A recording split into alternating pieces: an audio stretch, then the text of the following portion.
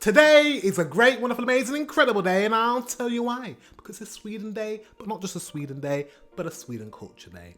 10 culture shocks experienced after moving to Sweden. Without further ado, let's get into this reaction. Let's go. This looks in the camera.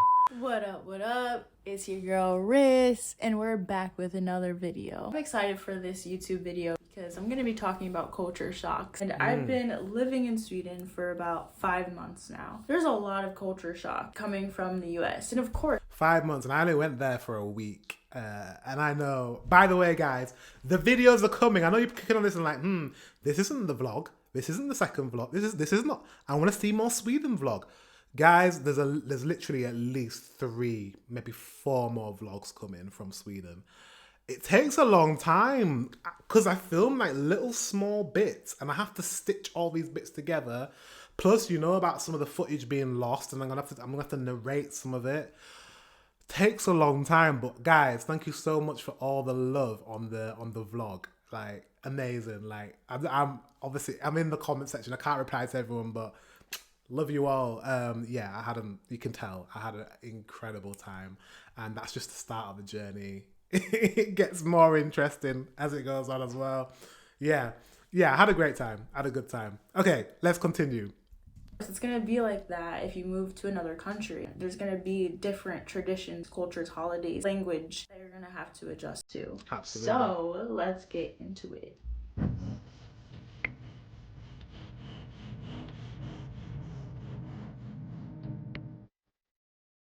I want to read that. Live life full of love. You will only be on this earth temporarily. Enjoy your youth, the people around you, and make... Culture shock number 1. This is so exciting. Okay, sorry. Culture shock number 1. Time zones.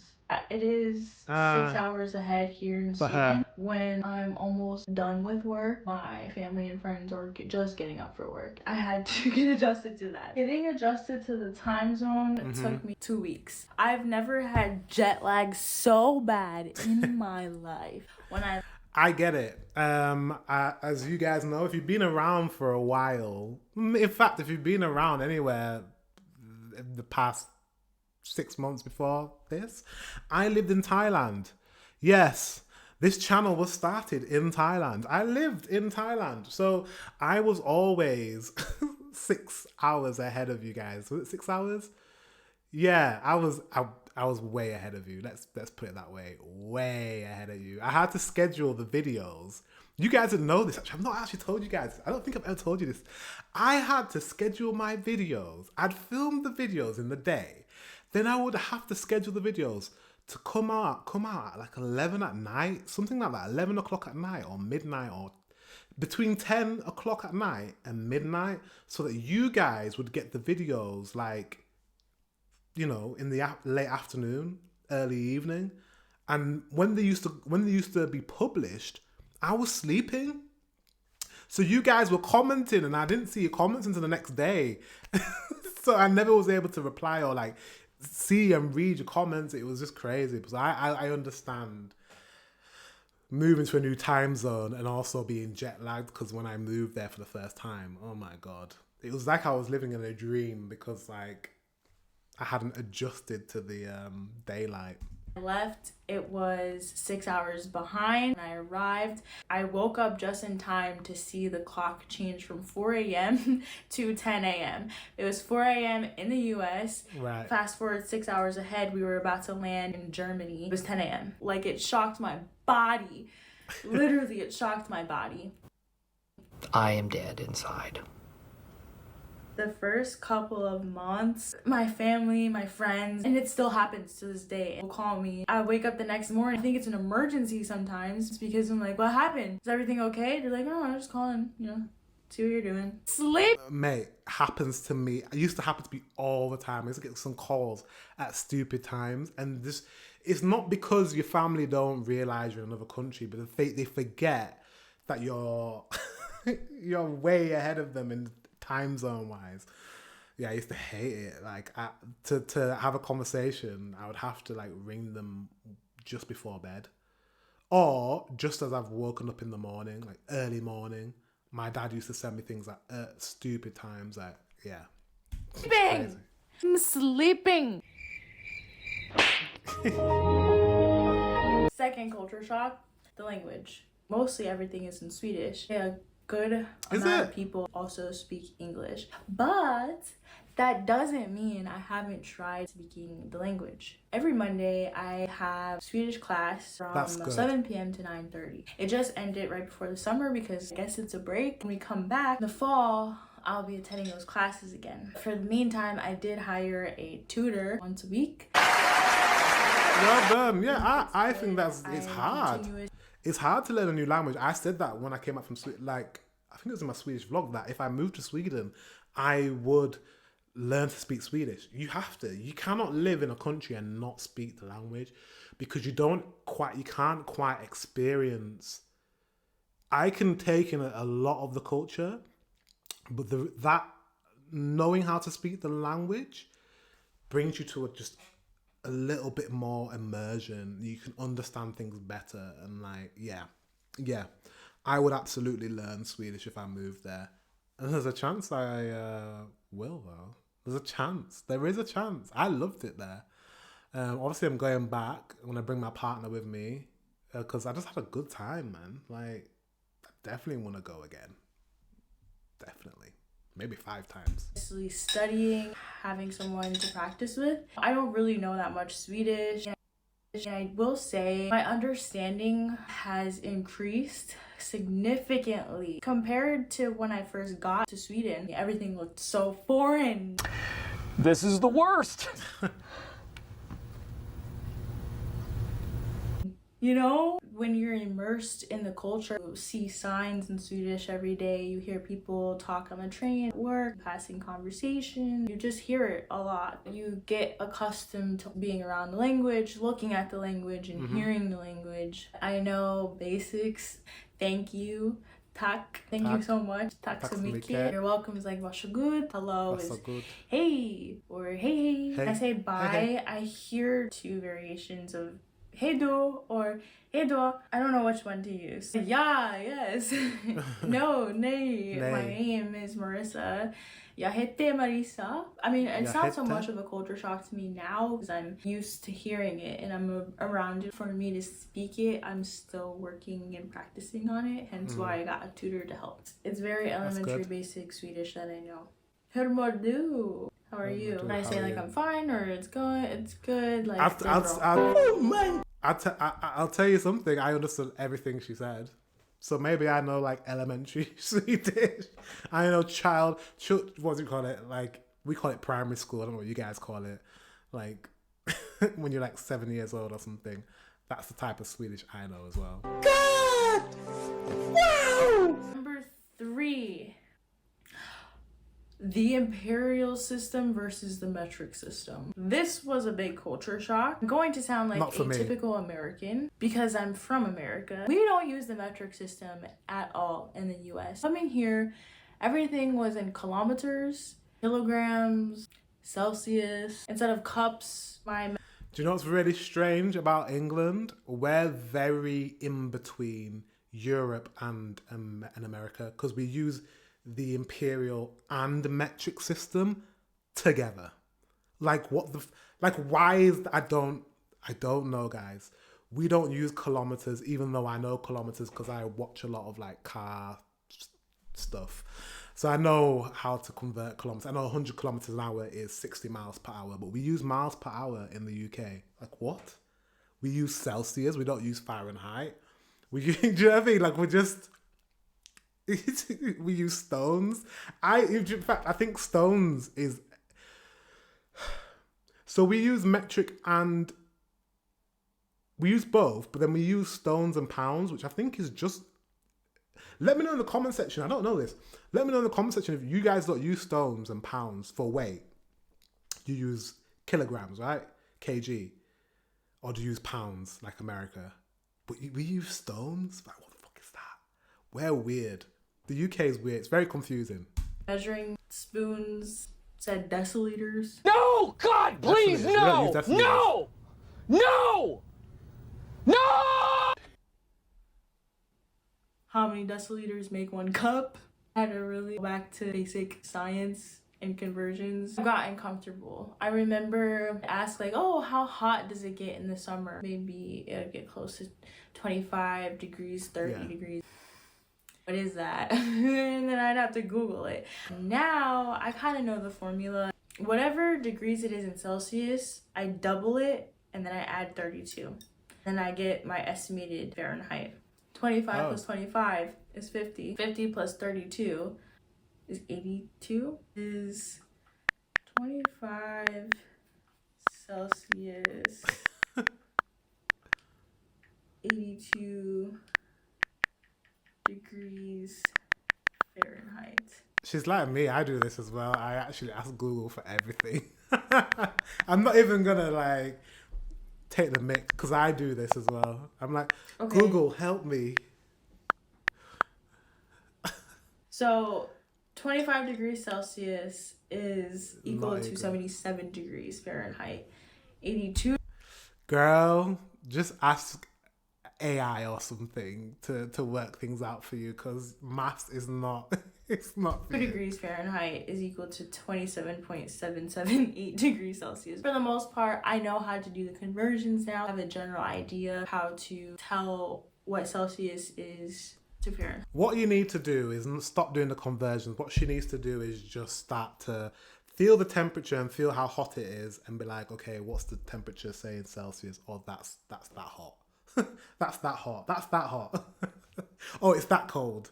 I think Celsius is so easy, but I mean, I'm from the UK. Obviously in Europe, that's what we use. But it seems very simple to me.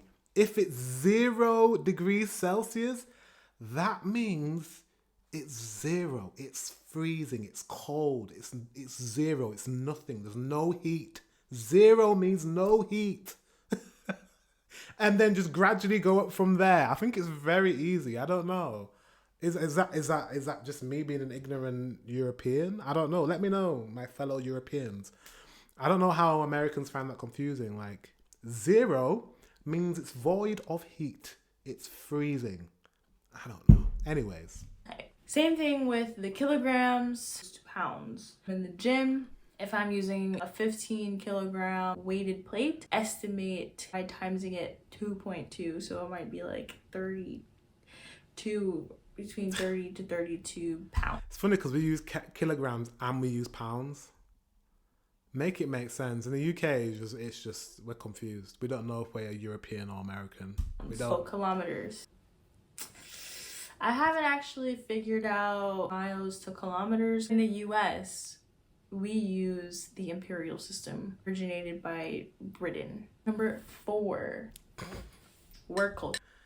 It's originated in, I didn't even know it was originated in Britain. Well, we just use whatever we want. Sure. The main reason why I'm here is because of work. I remember seeing people leave between like 4:45, 5 p.m., 5:30, which is like reasonable. That's the norm. Working in the US, if you get in at 8:45, 9 a.m., most times you weren't really leaving till 9 p.m. or 10 p.m. Some people will make jokes. Early night. Stop it. Get some help. Like, bruh. Get the out of here. Working here in Sweden, sitting at my desk until 5:30. Swede comes over to me and they're like, Marissa, it's not the US. You don't have to work this late. And what do you mean? It's only 5:30. It's time to go home. Of course, there's times where I've stayed later than 5:30 working on projects. Work culture isn't to work late here either. It's not like on a consistent basis. It's not healthy though. It's not healthy. The problem with America is that they've got that capitalism is so strong to the point of like if you don't work, you don't get paid. If you don't work harder than other people, you don't get what you get. It's very you get what you put in, you get out. But it's kind of like if you're that sort of person, if you're inclined in that way, because some people are just workaholics. If you're inclined that way, it's perfect for you. But someone who's not a workaholic and who would like a life, work-life balance for whatever reason, could be mental health reasons, could be physical reasons, could be whatever. America is not the place for you because you will be trampled on, really trampled on. Whereas in Europe, we look after those. We understand that people have different abilities, and we prop up society in a way that we can look after those that can't do as much as others, to a certain extent. Do you know what I mean? And I just feel like, yeah, I think there's a happy medium between the two. I think, sometimes we can give too much in our European societies. We can give too much. And in America, I think they give too little. So there's somewhere between the American model and the Nordic model, there's a happy medium, in my personal opinion. Do you know what I mean?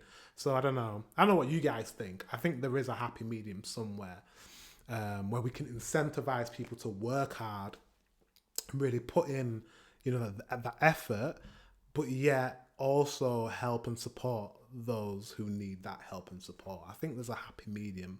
Who knows? It'd be utopia, right? Couple of weeks, depending on the project, client, industry, job, but it's not the norm. And they'll actually look at you like you're crazy if you do that every day. I've heard people say that's not sustainable. How do you expect to deliver quality results if you're not getting adequate rest or a break? I think that's a very good point. If something can be done tomorrow, then okay, we can get it done tomorrow. In the US, we need this done in an hour or 2 hours. Why isn't it already done? Yeah. We need to move on to the next thing. Go. Most people will get up 5:30 to go get dinner and take a break, come back, and then continue working. That was the culture. Another thing about the working culture is it's very laid back. We're on number 5, right? 5. Culture shock 5. Winter versus summer sun.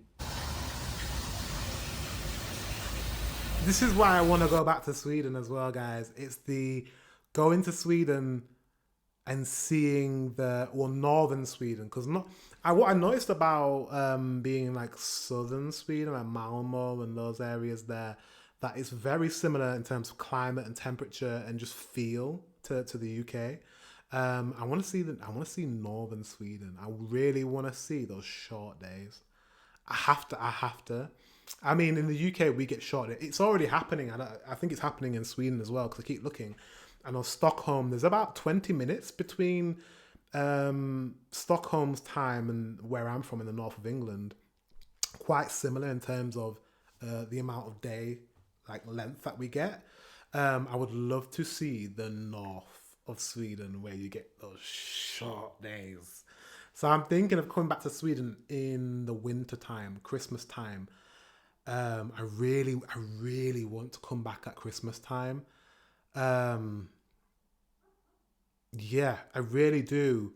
I'm going to Germany this year at Christmas. I've got a lot of traveling still to do, so you're gonna get a lot more vlogs. That's all I'm saying is I need to come back to Sweden. I need to go to Germany, and I need to go to Finland. I'm even thinking about Finland. Maybe I should just go soon. I don't know.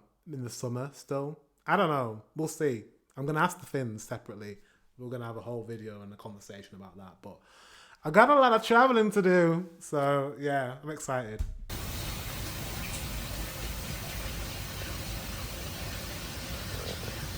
What is she filming? Is she saying, what time is this?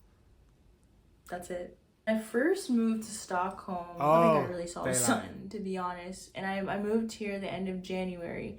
The 2 weeks that I was going through my jet. Girl, wow. Well done. Can you imagine moving from America? It sounds like where she's from, it's quite warm. I don't know if she's from the West Coast. To Sweden in January.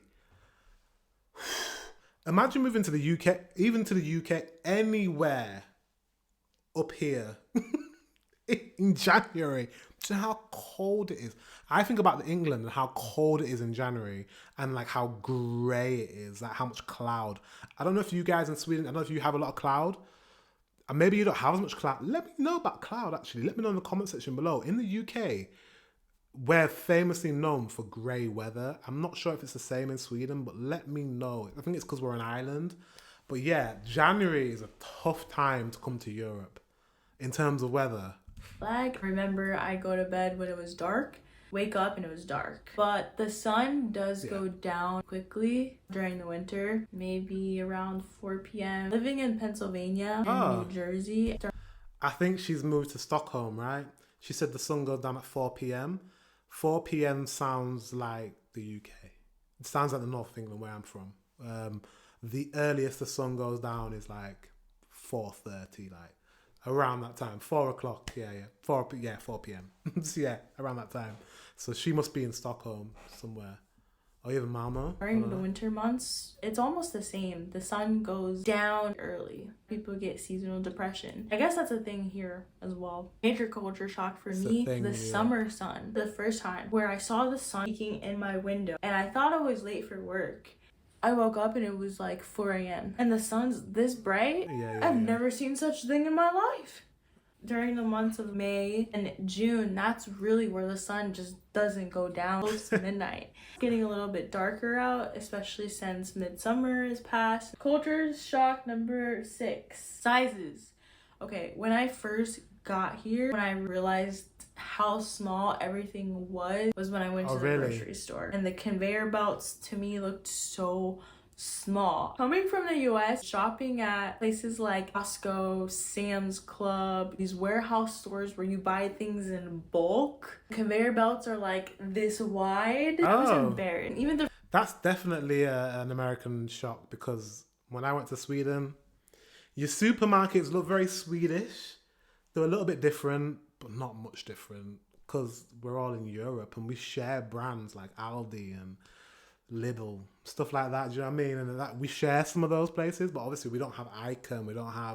We have Co-op though, but not. I don't know if your Co-op is the same as our Co-op, but we have Co-op as well.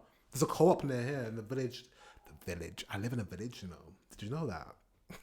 I've moved to a village. I don't know if I've told you that, guys, that I've moved to a village. I now live in the country. I now live in Yorkshire, in the countryside. Anyways, in the village I live in, weird to say, there's a Co-op. I don't know if it's the same. You guys can Google it for me. I don't know if we have the same Co-op, but we also have Co-op. I can't remember what I was saying. Our shopping centres, our shops, our grocery stores are pretty much quite similar. If you've ever been to England, there's not much difference in it. Fridges are small, portion sizes are small. In the US, everything is so big. That's what she said. Culture shock number 7. Safety. Being a single female, living by yourself. In the US, you should never let anyone know you live by yourself. You shouldn't go outside at night alone. I don't want to make it sound like bad. Let's just say you have to be very precautious with where you're going, where you're walking to. Even if you're driving a car, sometimes people follow you in the car, and that's weird. When I moved here, I was a little scared because how dark it was. When I was coming home from work, getting off the train, the path home, I would walk through trails, wooded areas. I remember walking underneath a bridge and feeling scared. I was like constantly looking back as I was walking. I'm not saying that in Sweden you can be oblivious. Anywhere you go, you should watch your surroundings. It's human. What is blurring there? I don't know what's going on with her face. I'm very sorry. I don't know if that's me or that's her video. I'm not really sure. But anyways, to speak about what she's talking about, safety. Have I got to that in my video yet? I don't know if I have. Let me know if I have in the vlog. I might have touched on it or might be touching on it in subsequent vlogs. But yes, Sweden is... I felt very safe and very comfortable. I told you when I arrived in Malmo, I stepped into the station and I just felt... And I think it's partly because it's Sweden and I just felt really comfortable amongst Swedish people.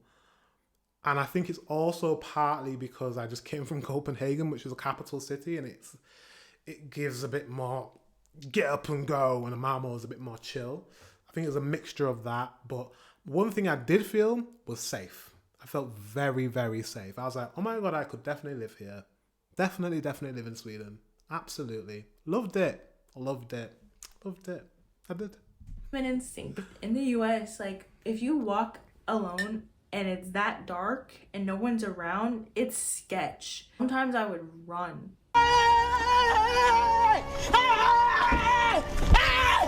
Why are you running? Why are you running? Why are you running? I didn't want anyone to follow me. Or sometimes I would call a friend. In Sweden, all your information is on the internet. I can look up my name. The internet will tell you my age, where they live, how big the apartment is. Or I looked up my name when I got here and it said I'm a single female. I live alone. The exact location of my door when the building was built. Yeah, how many occupants live here. You can pay me 30 crowns to see a full report of how much I make, where I work. Whoa, whoa, whoa, whoa, whoa, whoa, whoa.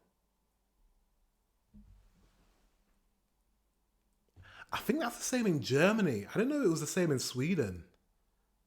No, it's the same in Finland. That's what it is. But I didn't know it was Sweden as well. So it's like Sweden. So Sweden and Finland, you are quite similar in that sense. You can like look up all the information. I love the transparency. Wow. You can't do that in the UK. There's not that sort of information is not privy to people. You can't just Google someone's name and see a full breakdown of where they live and how much they earn and their age and all this sort of stuff. Nope. Wow. That's interesting. In the US, you could get killed. Literally. Murder, she wrote. Real. Murder, she wrote. Murder, she wrote. That was a thing. You can get stalked. That's not safe to do in the US. Nope. I was freaked out when I saw that. Not in the UK either. That was crazy to me. Culture shock. Food and water. When I moved in here, I was so thirsty. I was like, oh, I'm so thirsty. I have to wait till the morning to buy some water. The next day, I went to the grocery store. I'm like searching. I see like 1 liter, 2 liter bottles of water. But where can I get a pack of water? And my cousin, she's actually Swedish. Her dad is from Sweden. She's like, oh, by the way, cuz, you don't need to buy water in Sweden. Huh? You just drink from the faucet? She's like, I know it feels weird.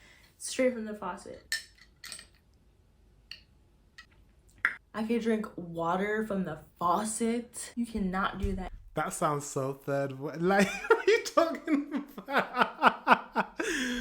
Americans, what the hell? What do you mean?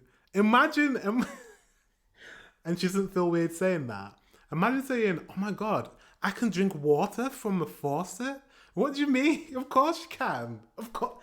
Mate, if we're paying for water, and I'm pretty sure in America they're paying for water because they pay for everything.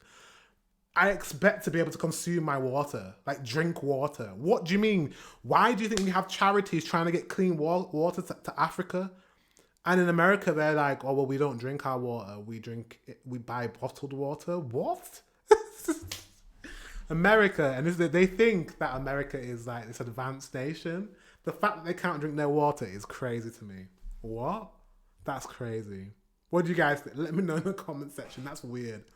Nasty shit in the US. I'm telling you, you'll die. The food though, it tastes cleaner, feels better on my body. There's just some ingredients in the US that's not normal, like illegal in Sweden. Even candy. I remember buying Nerds that I used to get in the US, and they'd have red 40, a little 20, all these like dyes and different chemicals. And over here you see carrots, beetroot, arugula, like this same candy, different ingredients. Living in 26 years, you're eating a bunch of shit. Also, I was vegetarian and vegan for 8 years in the US. Still maintain like being vegan and vegetarian up until a few months ago. I've been eating beef almost every single day. And it tastes so good. And I haven't had beef close to high school, which was 2017.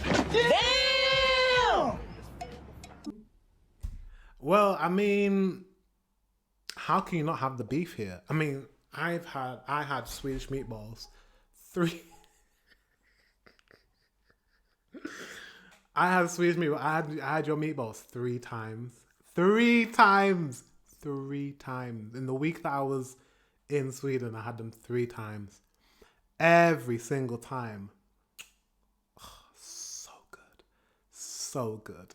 So good. But I won't tell you too much, but yeah, the vlog. Yeah. Swedish food is good. It's good. You need to have meat. It's all about the seafood. It's all about the meat. Around that, 18, 19, 20. Yeah, so 2025, this was actually like 8 years. I was vegan, vegetarian, pescatarian throughout the years.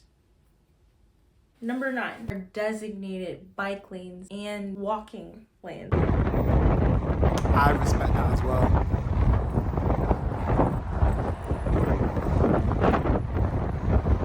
The infrastructure here is advanced compared to some parts of the US. Some parts of the US, you just have to ride in the street. Sometimes it's actually illegal to ride your bike Same on the in the sidewalk. UK, I to be actually honest. care about people here. 10 culture shocks. No shoes in the gym or no outdoor shoes, which should actually be a rule everywhere.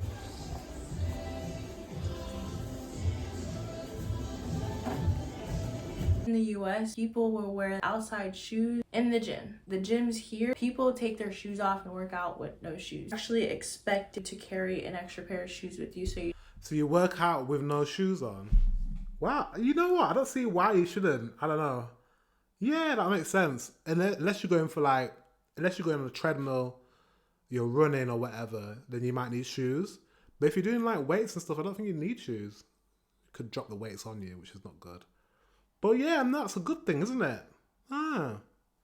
Yeah, in the UK, yeah, they wear the shoes and we wear our shoes in the gym, our outdoor shoes in the gym.